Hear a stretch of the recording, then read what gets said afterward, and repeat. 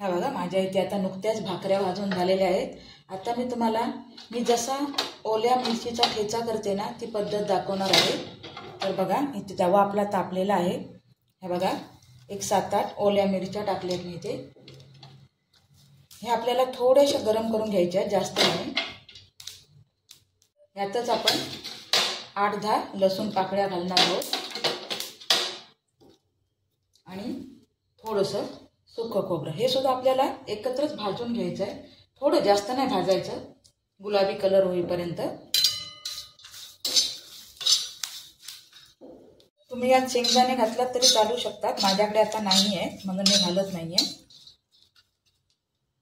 आपण आता हे काढून घेऊया आणि थंड झालं तर आपल्याला हे वाटून घ्यायचं आहे। खलबत्त्यात सुद्धा तुम्ही कुटून घेऊ शकता, पण मी खलबत्त्यात कुटणार नाही आहे, असं ठेचणार नाही आहे, मी मिक्सरलाच बारीक करणार आहे। चला तर आपण भेटूया थोड्या वेळानंतर। बघा आपला तर थंड झालं आहे। ह्यात आपण थोडीशी कोथिंबीर टाकलेली आहे आणि अर्धा चमचा मीठ, ह्यात आपण मी मिक्सरला लावून घेणार आहे। तर चला आपण भेटूया थोड्या वेळात। तर हे बघा आपला ओल्या मिरचीचा ठेचा आणि सुंदरपैकी गोड दही आणि भाकरी। तर चला आपण आता भेटूया पुढच्या व्हिडिओमध्ये।